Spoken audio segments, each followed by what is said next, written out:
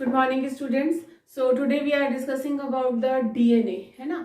तो कल जो हम लोगों ने बात करी थी बेटा, हम लोगों ने किसके बारे में डिस्कस किया था? हम लोगों ने फ्रेडरिक ग्रिफ्थ के एक्सपेरिमेंट को पढ़ा था। फ्रेडरिक ग्रिफ्थ का एक्सपेरिमेंट क्या था, मैं एक बार आपको रिवाइज करा देती हूँ। उन्होंने निमोनी जो निमोनिया कॉज करता है उस बैक्टीरिया के ऊपर उन्होंने एक्सपेरिमेंट किया था।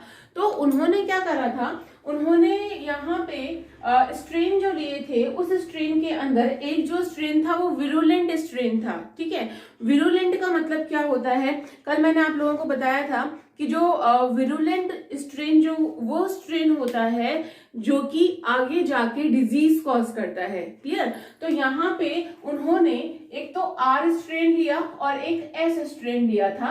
आर का मतलब क्या था? रफ। अच्छा, अब बहुत सारे बच्चे ये भी सोच रहे होंगे कि ये स्ट्रेन का मतलब क्या होता है।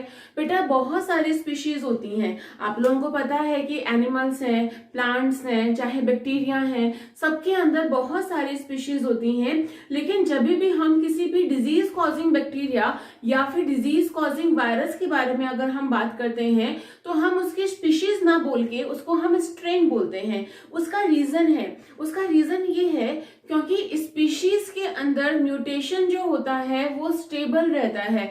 आई रिपीट, किसी भी स्पीशीज जब डेवलप होती है, आप लोगों ने इवोल्यूशन पढ़ा था ना, है ना। तो इवोल्यूशन में आप लोगों ने क्या पढ़ा था? इवोल्यूशन में आप लोगों ने ये पढ़ा था कि अगर हम बात करें जो मानव की उत्पत्ति हुई है तो वो एकदम से नहीं हुई है, धीरे धीरे ग्रेजुअली चेंजेस आए हैं। किसी एक ऑर्गेनिज्म में चेंज आता है, म्यूटेशन होता है या कोई और रीजन होता है तो उसके डीएनए सीक्वेंसेस चेंज होते हैं और उसके डीएनए सीक्वेंसेस चेंज होने की वजह से एक नई स्पीशीज का ओरिजिनेशन होता है, एक नई स्पीशीज बनती है।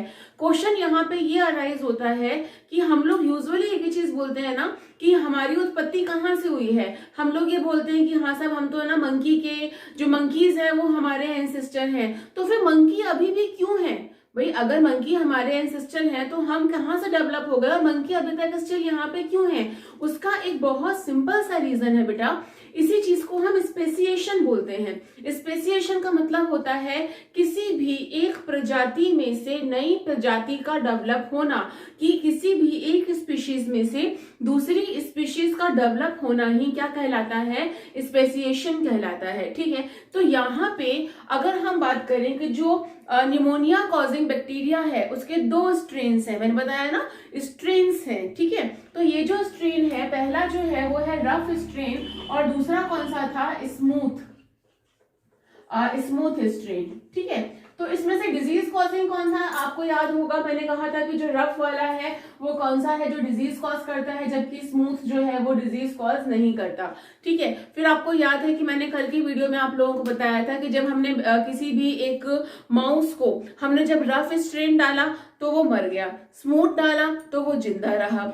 जब हमने क्या किया कि रफ वाले को हीट किल्ड करके यानी कि उसको गर्म करके फिर उसको उसमें डाला तो माउस ने सरवाइव कर लिया। लेकिन आर और एस दोनों को, हीट किल्ड आर और एस स्ट्रेन दोनों को जब हमने मिक्स करके डाला तो यहाँ पे जो माउस था वो क्या हो गया? मर गया। अब यहाँ पे फ्रेडरिक ग्रिफ्थ ने सोचा कि भाई कोई ना कोई चीज ऐसी जरूर है जो क्या कर रही है, आपस में मिक्स होके जो एक प्रोजेनी से दूसरी प्रोजेनी में जा रही है या एक स्ट्रेन से दूसरे स्ट्रेन में गई है। कोई ना कोई ऐसी चीज जरूर है, लेकिन वो हमको ये नहीं बता पाए थे कि एग्जैक्टली वो चीज क्या है। तो उनको ये लगा कि शायद वो प्रोटीन है ना, और लेकिन उन्होंने इस चीज के बारे में बहुत अच्छे से स्पेसिफाई वो नहीं कर पाए थे।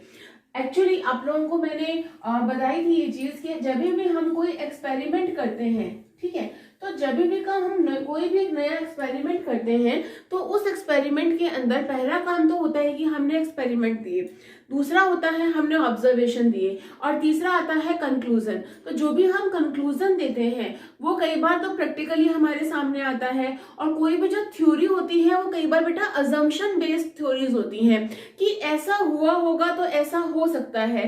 इस थ्योरी को हम अजम्पशन बेस्ड थ्योरी कहते हैं। तो बेटा जो फ्रेडरिक ग्रिफ्थ थे उन्होंने ये बोल दिया कि हाँ भाई कि कुछ ना कुछ तो है जो एक प्रोजेनी से दूसरी प्रोजेनी के अंदर ट्रांसफर होता है या एक संतति से दूसरी संतति के अंदर जाता है, कोई ना कोई ऐसा एक मटेरियल जरूर है। ठीक है, अब इसके बारे में रिसर्चेज और चलती गई। अब यहाँ पे एक साइंटिस्ट आए जिनका नाम था, एक्चुअली ये पूरी एक लैब होती है जहाँ पे बहुत सारे साइंटिस्ट होते हैं, तो इसीलिए हम उनको एटॉल या फिर उनको कलिग्स बोलते हैं। ठीक है, तो Hershey and Chase et al, et al का मतलब हो गया कि वहां पे बहुत सारे उनके ट्रेनी, उनके साथ में काम करने वाले, तो उन्होंने एक एक्सपेरिमेंट किया, हर्षे और चेज का एक्सपेरिमेंट माना गया उसको।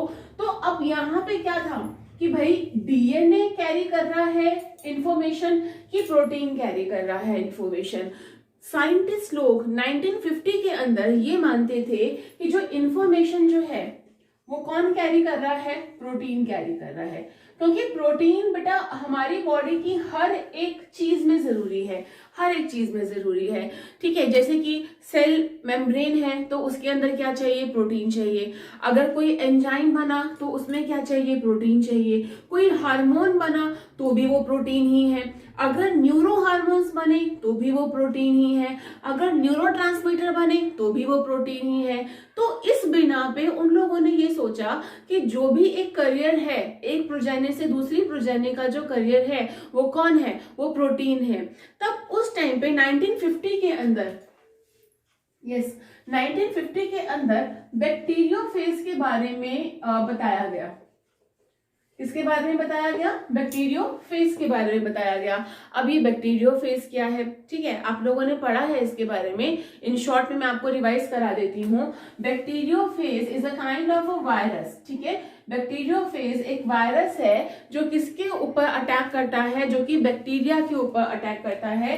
यूजुअली हम बैक्टीरिया जब भी हम, याद रखना, जब भी हम एक्सपेरिमेंटल कोई भी बैक्टीरिया लेते हैं तो हम किसका नाम लेते हैं, ई कोलाई का, यानी कि इक्रेशिया कोलाई का नाम लेते हैं। सबसे ज्यादा काम आने वाला एक्सपेरिमेंटल बेसिस पे जो बैक्टीरिया है वो कौन सा है, ई कोलाई। ठीक है, तो अब जो बैक्टीरियोफेज है बेटा वो इस तरह से स्ट्रक्चर होती है इसकी, ये देखिए, ठीक है, इस तरह से इसकी स्ट्रक्चर है। ठीक है, इसका जो आउटर पार्ट होता है इसको हम बोलते हैं कैप्सिड। हिंदी में भी कैप्सिड और इंग्लिश में भी कैप्सिड ही बोलेंगे इसको। और ये बना हुआ होता है किसका, प्रोटीन का। ठीक है, किसका बना हुआ होता है, प्रोटीन का बना हुआ होता है।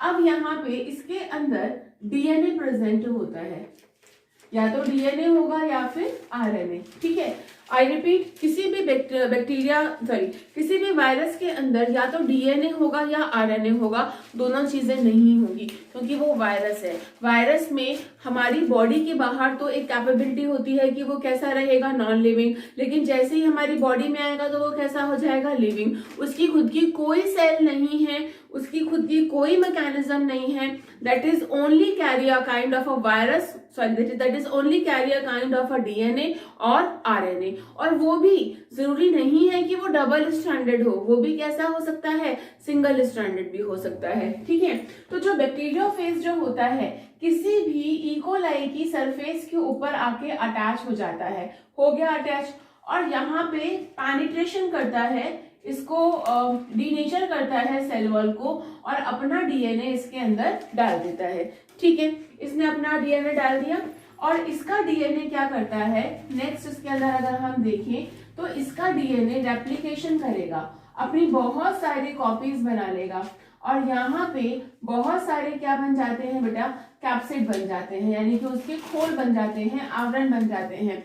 नेक्स्ट में क्या होगा कि इन खोल के अंदर, यानी कि जो ये कैप्सिड बने हैं, इन कैप्सिड के अंदर जो है ये जो डीएनए है ये पैक हो जाता है, और इतना मल्टीप्लिकेशन होता है, इतना मल्टीप्लिकेशन होता है कि वायरस जो आपकी जो इकोलाई है उसकी जो सेल होती है वो ब्रस्ट हो जाती है, फट जाती है, और सारे वायरसेस जो हैं वो बाहर निकल आते हैं। तो ये एक, अगर हम बात करें, साइकिल होता है बैक्टीरियोफेज का। बैक्टीरियोफेज का ही नहीं, बहुत सारे वायरसेस का यही साइकिल होता है कि वो बॉडी में आते हैं, अपने आप का रेप्लिकेशन करते हैं, अपना नंबर बढ़ाते हैं, और फाइनली सेल को डिस्ट्रॉय करके बाहर निकल जाते हैं। तो ये एक बैक्टीरियोफेज का था। तो इसके बारे में जब खोज हो गई कि हाँ भाई ये बैक्टीरियोफेज ऐसा होता है, तो अब यहाँ पे अब मैंने थोड़ी देर पहले आपको क्या कहा था कि कैप्सिड जो है बेटा वो बना हुआ है प्रोटीन का, और डीएनए जो है वो सॉरी और जो उसके अंदर है वो बना हुआ है क्या क्या क्या है इसके अंदर? इसके अंदर या तो डीएनए होगा या फिर इसके अंदर आरएनए होगा। अब हम एक एक्सपेरिमेंट किया था हर्शे और चेज ने। उन्होंने क्या किया था, रेडियो एक्टिव प्रोटीन लिया, और रेडियो एक्टिव अगर हम बात करें उन्होंने डीएनए लिया, प्रोटीन लिया और डीएनए लिया। तो जो प्रोटीन है और डीएनए है, याद रखना कि जो प्रोटीन होता है, ठीक है, उसमें यूजुअली क्या होती है, सल्फर होती है, ठीक है, और जो डीएनए होता है, डीएनए के अंदर फास्फोरस होता है, और उनको हमने क्या किया, रेडियो लेबल्ड किया, ठीक है। तो जब हमने उनको रेडियो लेबल्ड किया था तो रेडियो लेबल्ड हो गई, ठीक है, फास्फोरस भी रेडियो लेबल्ड हो गया और सल्फर भी रेडियो लेबल्ड हो गया। तो जब हमने इनको रेडियो लेबल्ड कर दिया तो अब हमने इसको कहाँ डाला, एक बैक्टीरिया के अंदर डाला। कहाँ डाला हमने इसको, एक बैक्टीरिया के अंदर डाला। और जब हमने इसको बैक्टीरिया के अंदर डाला तो बेटा प्रोटीन कहाँ रह गया, बाहर रह गया, और प्रोटीन पे क्या था, रेडियो एक्टिव सल्फर था, ठीक है। अच्छा, और जो डीएनए था वो कहाँ आ गया, अंदर आ गया। तो जब डीएनए अंदर आ गया इसके, फिर हमने बाद में चेकिंग भी करी, ठीक है, कि हमने एक में देखा कि भाई प्रोटीन है कि नहीं है, और दूसरे में देखा हमने कि फास्फोरस है कि नहीं है। चलिए इस एक्सपेरिमेंट को थोड़ा सा हम और डिटेल में समझाती हूँ मैं आपको, ठीक है। तो मेरा कहने का मतलब यहाँ पे बस इतना सा था कि प्रोटीन लिया सल्फर और डीएनए लिया फास्फोरस, ठीक है। तो ये आई मीन टू से कि डीएनए में क्या होता है, फास्फोरस होता है, जिसको उन्होंने क्या किया, रेडियो लेबल्ड किया। और ऐसे ही सल्फर जो होता है, इसको भी ये कहाँ प्रेजेंट होता है, प्रोटीन के अंदर, तो इसको भी उन्होंने क्या किया, रेडियो लेबल्ड किया। अब कहानी क्या हुई, समझना इस चीज को। पहला एक एक्सपेरिमेंट किया उन्होंने, ठीक है। इस एक्सपेरिमेंट को हम दो पार्ट में डिवाइड कर देते हैं। उन्होंने पहला एक एक्सपेरिमेंट किया जिसपे उन्होंने जो बैक्टीरियोफेज था, ठीक है, अब ये क्या है, ये एक बैक्टीरियोफेज है, ठीक है, यहाँ पे ये डीएनए है। अब इसको हमने क्या किया, यहाँ पे सल्फर ले लिया, ठीक है, यानी कि जो आपका जो इसका प्रोटीन था, कैप्सिड जो था, इसमें क्या प्रेजेंट है, सल्फर प्रेजेंट है, और वो कैसी है, रेडियो एक्टिव है। कैसी है ये, रेडियो एक्टिव है, ठीक है। अब हमने क्या किया, इसे डाल दिया हमने एक बैक्टीरिया में, ठीक है। अब हमने इसको बैक्टीरिया में डाल दिया। अब यहाँ पे ये कैप्सिड तो कहाँ रह जाएगा, बाहर रह जाएगा, और डीएनए अंदर आ जाएगा, है ना। और फिर जब हमने इसके बारे में एनालिसिस किया कि बैक्टीरिया के अंदर जो डीएनए आया है वहां पे सल्फर प्रेजेंट है कि नहीं है, तो हमें तो सल्फर नहीं मिली वहां पे, क्योंकि जो प्रोटीन का कोड था वह तो बाहर ही रह गया ना, जो प्रोटीन का कोड था वो तो बाहर ही रह गया, तो अंदर जो है वो हमें सल्फर नहीं मिली है। आई रिपीट, चलो मैं फिर से बताती हूँ, थोड़ा सा कंफ्यूजन ना रहे आप लोगों को। मैंने क्या कहा, यहाँ पे हम लोगों ने चेक करना है कि प्रोटीन है कि डीएनए है जो कि अंदर जा रहा है, किसके, बैक्टीरिया के। तो हमने पहला काम क्या किया, सल्फर को रेडियो लेबल्ड किया, ठीक है। हमने क्या किया, सल्फर को रेडियो लेबल्ड किया। तो जब हमने सल्फर को रेडियो लेबल्ड किया तो भाई क्या हुआ, कैप्सिड तो रह गया बाहर और डीएनए आ गया अंदर। तो जब हमने इसका एनालिसिस किया, क्या किया हमने, इसका एनालिसिस किया, तो एनालिसिस करने पे हमको ये मिला, क्या मिला हमें, कि यहाँ पे हमें सल्फर नहीं मिली, बैक्टीरिया के अंदर जो है वो हमें सल्फर नहीं मिली, और बैक्टीरिया के अंदर जो नए वायरसेस बने हैं उनके अंदर भी हमें कोई सल्फर नहीं मिली। तो ये बात बिल्कुल साफ हो गई कि प्रोटीन जो है वो डीएनए को कैरी नहीं करता, सॉरी प्रोटीन जो है वो इंफॉर्मेशन कैरी नहीं करता है, डीएनए को नहीं, प्रोटीन जो है वो इंफॉर्मेशन कैरी नहीं करता। समझ में आ रही है मेरी बात, फिर से सुन लो कि यहाँ पे हमने सल्फर वाला कैप्सिड लिया। कैप्सिड किसका बना होता है, प्रोटीन का बना होता है। जब इसने किसी बैक्टीरिया पे अटैक किया तो ये जो कैप्सिड था वो तो बाहर ही रह गया। इसका एनालिसिस किया हमने तो हमें यहाँ पे रेडियो लेबल्ड सल्फर जो है वो नहीं मिली है। इतनी बात क्लियर हो गई, समझ में आ गई, आगे चले। अब सेकेंड जो था, सेकेंड एक्सपेरिमेंट जो था उसके अंदर इन्होंने क्या किया, समझना। सेकेंड एक्सपेरिमेंट के अंदर इन्होंने डीएनए, ठीक है, जैसे कि अब जो डीएनए था आपका, याद रखना सल्फर का आइसोटोप जो था वो 35 हमने यूज किया था। अब यहाँ पे जो फास्फोरस है उसका जो आइसोटोप है वो हम लोग क्या यूज करते हैं, P32, ठीक है। किसको यूज किया हमने, P32 को यूज किया। तो अब हम यहाँ पे P32 से डीएनए को क्या कर देंगे, लेबल्ड कर देंगे, ठीक है। तो हमने क्या कर दिया बेटा, हमने डीएनए को लेबल्ड कर दिया। तो जब हमने डीएनए को लेबल्ड कर दिया तो समझना इस चीज में, अब यहाँ पे क्या चीज हुई है समझिए इस चीज को। अब हमने डीएनए को लेबल्ड कर दिया, क्लियर। जब आपने डीएनए को लेबल्ड कर दिया तो ये जो आपका कैप्सिड था इसके अंदर तो कुछ है ही नहीं, यहाँ पे ये डीएनए है और डीएनए के अंदर जो फास्फोरस है वो कैसा है, रेडियो लेबल्ड है, ठीक है। रेडियो एक्टिव सब्सटेंस को हम आसानी से पहचान सकते हैं, इसीलिए इसको हमने लेबल्ड किया है, ठीक है। अब हमने कहाँ पे किससे अटैक करवाया, ये इकोलाई की सेल से। अब ये इसके ऊपर अटैक करेगा, ठीक है, और अपना डीएनए कहाँ डाल देगा, इसमें डाल देगा। और इस डीएनए के पास क्या होगा, फास्फोरस 32। और अब जब हमने इसका क्या किया, हमने जब इसका एनालिसिस किया, क्या किया हमने, इसका एनालिसिस किया। तो एनालिसिस करने के बाद हमें क्या पता चला, हमें ये पता चला कि हर डीएनए के अंदर P32 प्रेजेंट था।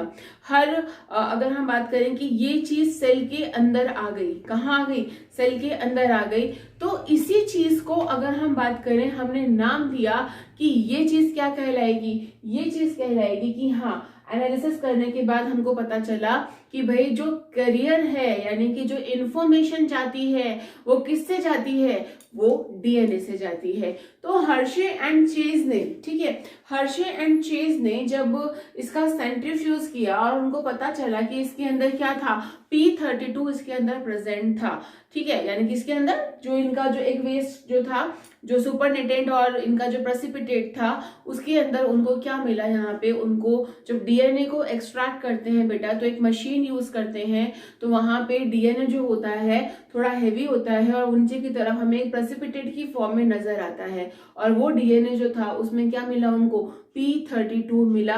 और यहीं पे ये बात क्या कहते हैं, सिद्ध हो गई कि जो डीएनए होता है वो एक इंफॉर्मेशन को कैरी करता है ना। और वो जो इंफॉर्मेशन होती है ये एक प्रोजेनी से दूसरी प्रोजेनी की ओर ट्रांसफर करती है, किसके थ्रू, रिप्रोडक्शन के थ्रू। क्लियर, यहां तक बात समझ में आ गई। चलिए ओके, एक बार मैं आपको बता देती हूँ, डीएनए को भी लेबल किया था और सल्फर को भी S35, ठीक है। ओके चलिए,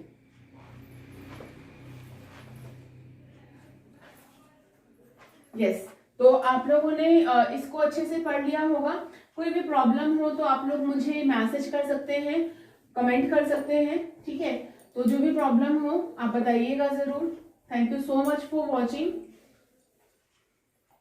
कोई भी प्रॉब्लम हो तो बताइएगा जरूर, ठीक है। Thank you so much for watching, और अपनी पढ़ाई अच्छे से करते रहिए। इस टॉपिक में कोई प्रॉब्लम हो तो प्लीज कमेंट जरूर करिएगा। मैं कोशिश करूंगी इस प्रॉब्लम को आगे सॉर्ट आउट करने की अपने अपकमिंग वीडियोस के अंदर। सो अपना बहुत बहुत ध्यान रखिए। Thank you.